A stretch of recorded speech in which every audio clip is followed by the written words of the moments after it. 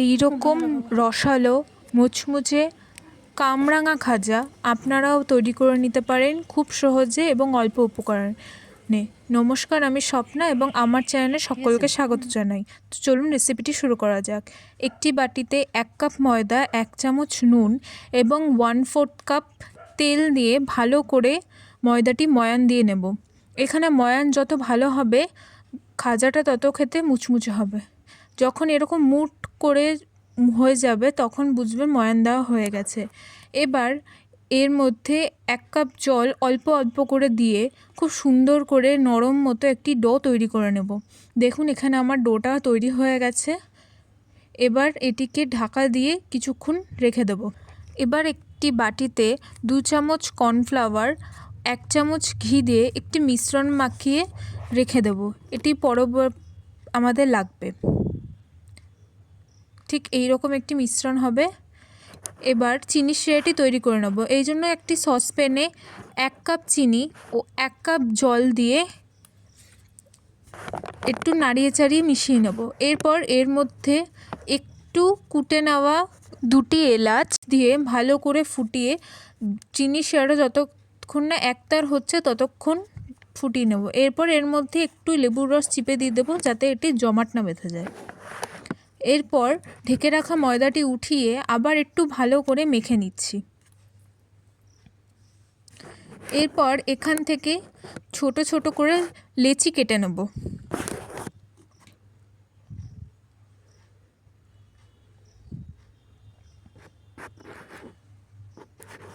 এখানে আমার টোটাল 5টা লেচি হয়েছে। এখান থেকে একটা লেচি নিয়ে বেলে নেব। এখানে লেচিটা খুবই পাতলা করে বেলতে হবে।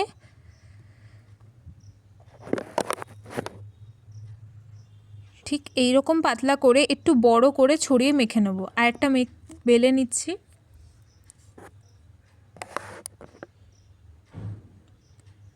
ঠিক এই রকম পাতলা এবং বড় করে বেলে নেব। এরপর একটি রুটি নিয়ে তার উপর তৈরি করে রাখা কর্নফ্লাওয়ারের মিশ্রণটা ব্রাশ করে দেব এবং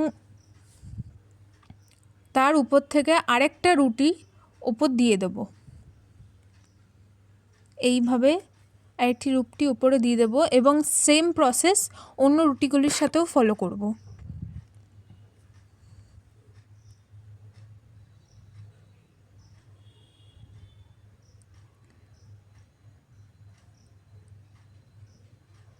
যখন সব রুটিগুলি দেওয়া হয়ে যাবে একদম উপরে আবার মিশ্রণটি লাগিয়ে এইভাবে ভাঁজ করে নিচ্ছি। এখানে ভিডিওতে যেরকমভাবে দেখানো হচ্ছে সেইভাবে ভাঁজ করতে হবে। আরেক পাশ ভাঁজ করে নিয়ে এবার নিচের দিক আবার ওপরে কিছুটা মিশ্রণ লাগিয়ে নিচের দিক থেকে আবার ভাঁজ করে নেব। এইভাবে ওপর দিয়ে আবার একটা ভাঁজ দিয়ে নেব। এরপর এবার খুব ভালো করে এটি বেলে নেব। মোটামুটি যতটা পাতলা করা যায় ততটাই এখানে পাতলা করতে হবে।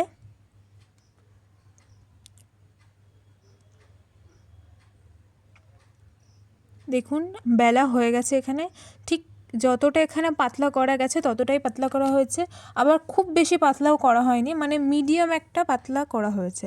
এবার চারিদিক থেকে যে এক্সেস অংশটা রয়েছে সেটা ছুরি দিয়ে কেটে নিচ্ছি।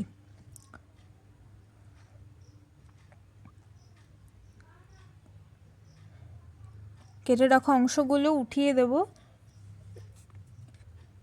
এবং এই চারটির আগে লম্বা করে কাটবো।